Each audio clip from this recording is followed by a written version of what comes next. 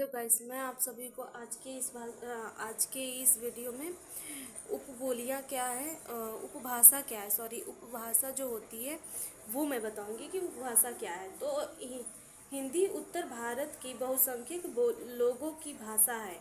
क्या है? बहुसंख्यक लोगों की जो भाषा है वो हिंदी हिंदी है, उत्तर भारत की।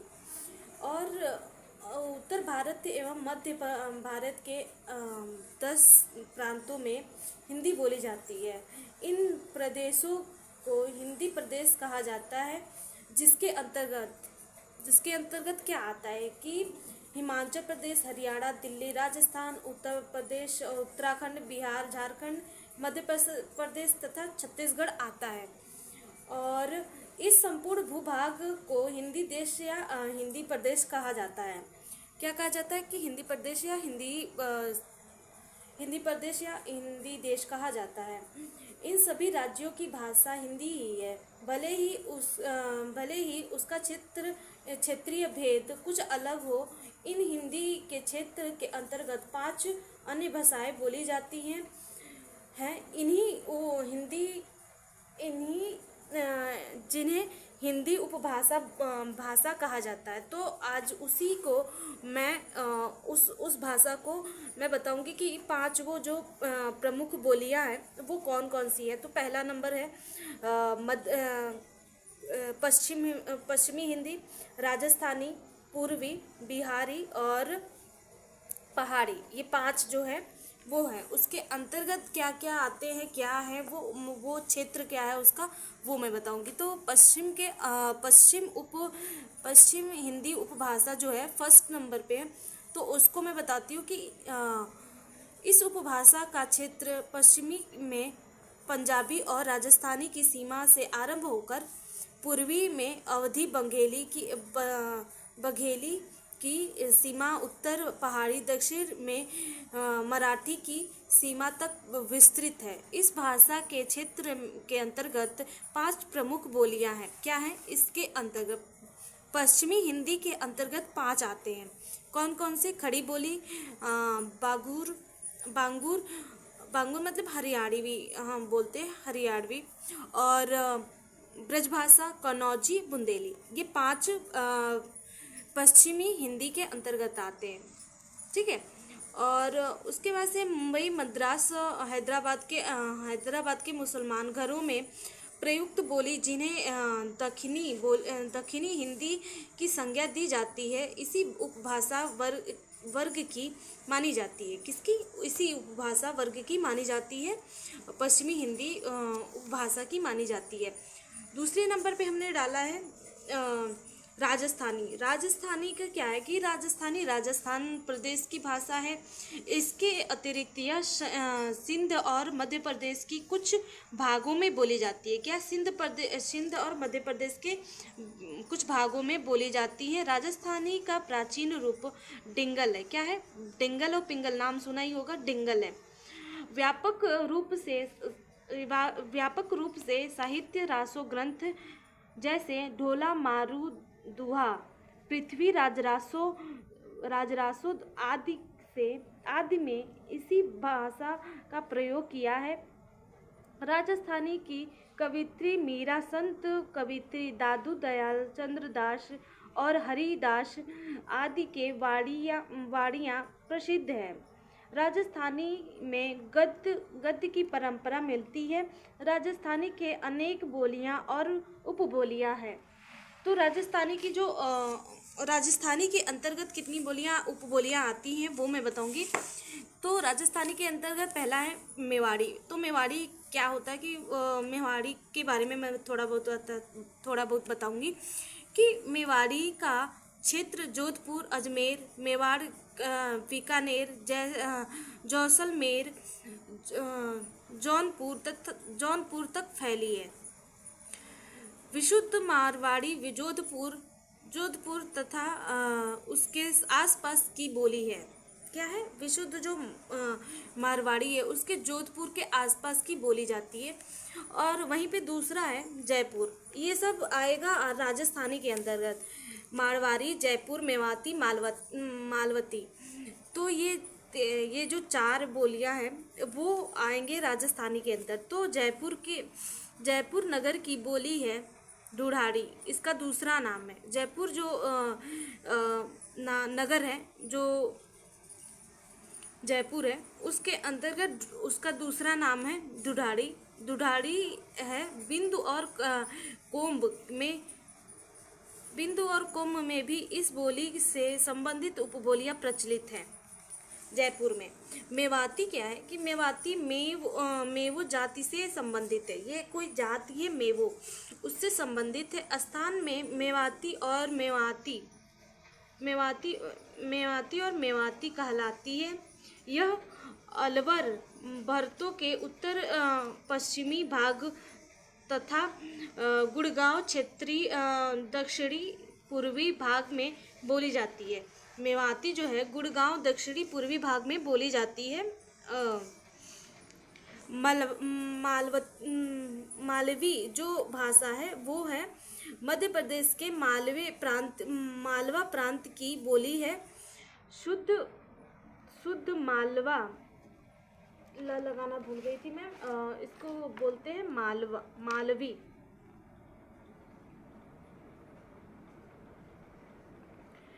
मालवी का क्षेत्र और उज्जैन और देवास इंदौर है। इसका जो क्षेत्र है वो है उज्जैन और देवास इंदौर, ठीक है।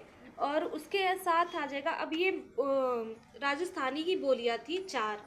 राजस्थानी की कितनी बोलियां थी? मेवाती, जयपुरी, मारवाड़ी, जयपुरी, मेवाती और मालवी। ये 4 बोलियां जो है राजस्थानी की है।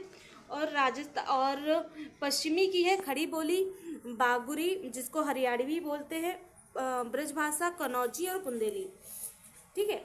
और पूर्वी हिंदी अब बताएंगे कि तीसरा पॉइंट है पूर्वी हिंदी। तो पूर्वी हिंदी के अंतर्गत इसके क्षेत्र काफ़ी विस्तृत है। पूर्वी हिंदी की जो क्षेत्र है वो काफ़ी विस्तृत है। पश्चिम में कानपुर से पूर्वी में मिर्ज़ापुर उत्तर प्रदेश, लखीमपुर नेपाल, और लखीमपुर के साथ साथ सीतापुर भी आपका आ जाएगा। तो लखीमपुर, नेपाल, सीतापुर सीमा से दक्षिण दुर्ग वास्तर की सीमा तक पूर्वी हिंदी का क्षेत्र है। अवधी, बंगेली, छत्तीसगढ़ी, इनकी 3 प्रमुख बोलियां हैं। क्या है? जो पूर्वी की हैं 3 बोलियां जो है वो है अवधी, बघेली और छत्तीसगढ़ी। ये आपको पॉइंट याद रखना पड़ेगा, ताकि जब भी आप हायर एग्ज़ाम देते हो हायर एग्ज़ाम में, तो आपको आ जाएगा कि पूर्वी हिंदी के अंतर्गत कौन कौन सी बोलियां आती हैं। या ऐसे भी पूछ सकता है कि पश्चिमी हिंदी के अंतर्गत, या फिर मेवाती जो राजस्थानी की मेवाती है, मेवाती के क्षेत्र में कौन सा प्रांत आएगा, तो ये भी पूछ सकता है। तो आपको याद रखना पड़ेगा। तो वहीं पे हम बता रहे थे कि जो पूर्वी हिंदी है, पूर्वी हिंदी की जो क्षेत्र है वो है पूर्वी हिंदी की जो क्षेत्र है, भाषा है, वो है क्षेत्र है अवधी, बघेली, छत्तीसगढ़ी आती है। इसके 3 प्रमुख बोलियां हैं पूर्वी हिंदी की। इन बोलियों में पारस्परिक साम्य भाषा की बोलियों से अधिक है। इन बोलियों में साहित्यिक महत्ता सिर्फ अवधि की ही है। किसकी है? साहित्यिक महत्ता जो है वो सिर्फ अवधि की है। वहीं पे बिहारी जो है, मैंने 5 पॉइंट बताए थे कि राजस्थानी, पूर्वी हिंदी, राजस्थानी, पश्चिमी, बिहारी और पहाड़ी, ये जो 5 उपभाषाएं हैं वो है। और कुछ उपभाषाएं के अंदर मैं साथ साथ बताती जा रही हूँ कि कौन कौन से क्षेत्र हैं और कौन कौन सी बोलियाँ हैं, ये भी मैं बता रही हूँ, आपको ध्यान रखना पड़ेगा। तो क्या है कि पूर्वी जो बिहार है, बिहार आपका आ जाएगा इधर। बिहारी हिंदी जो होती है वो बिहारी का क्षेत्र वर्तमान बिहार प्रांत से है। और बिहार की प्रमुख बोलियां भोजपुरी का अधिकांश क्षेत्र पूर्वी उत्तर प्रदेश में पड़ा है। ऐसी स्थिति में बिहार नाम समीचीन नहीं रहा जाता। बिहार के अंतर्गत 2 बोलियां हैं। क्या है बिहार के अंतर्गत कौन कौन सी बोलियां हैं वो मैं बता रही हूँ कि मगधी और मैथिली, ये 2 बोलियां जो है बिहार के अंतर्गत आती हैं। इन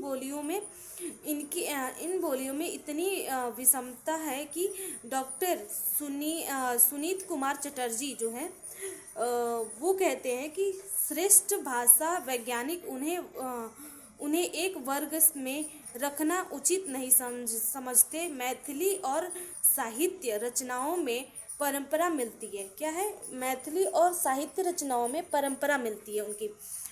और जो सुनीत कुमार चटर्जी हैं वो श्रेष्ठ भाषा वैज्ञानिक इन्हें एक वर्ग में रखना उचित नहीं समझते। जो बिहारी भाषा है और मगधी और मैथिली जो है उनको एक वर्ग में रखना नहीं समझते हैं, वो उचित नहीं समझते हैं। ठीक है। और इसके बाद से आ जाएगा कि आपका चौथे पे बिहारी है, 5वें पे है पहाड़ी। पहाड़ी हिंदी जो होती है, पहाड़ी हिंदी उपभाषा, उसमें पहाड़ी क्षेत्र की बोली होती है होने के कारण इसे पहाड़ी हिंदी कहा जाता है। क्या कहा जाता है कि इससे पहाड़ी क्षेत्र की बोली होने के कारण ये पहाड़ी हिंदी ही कहा जाता है। नेपाल कुमायूनी तथा गढ़वाल इसकी प्रमुख बोलियां हैं। क्या है? नेपाली, कुमायूनी तथा गढ़वाल इसकी प्रमुख बोलियां हैं। और साहित्य प्रयोग की दृष्टि से क्रमशः नेपाल तथा गढ़वाल महत्वपूर्ण है। प्राचीन काल में यह अन्याय जाति निवास करती थी। जहाँ पे नेपाल का जो ये पहाड़ी जो है वहाँ पे अन्याय जाति निवास करती थी, किंतु इस क्षेत्र में ऋषियों मुनियों ने के साथ साधना केंद्र स्थापित हो जाने से आर्य भाषा का प्रभाव पड़ता है। क्या है कि पहाड़ जो अभी कहते हैं ना कि पहाड़ी में जहाँ पहाड़ होता है वहाँ पे ऋषि मुनि पहले के मतलब प्राचीन में रहते थे। तो प्राचीन काल से ये जो ऋषि मुनि का जो स्थान था वो है पहाड़ी। तो पहाड़ी में ये इसीलिए ऋषि मुनियों ने आर्य भाषा, इसीलिए इसको आर्य भाषा का प्रभाव भी इसमें पहाड़ी में पड़ा है। कहीं ना कहीं आर्य भाषा का भी प्रभाव पड़ा है। तो इस प्रकार से मैंने आप लोगों को उपभाषाएं बताई हैं। तो गाइस वीडियो पसंद आए तो लाइक और सब्सक्राइब करिएगा और शेयर भी करिएगा।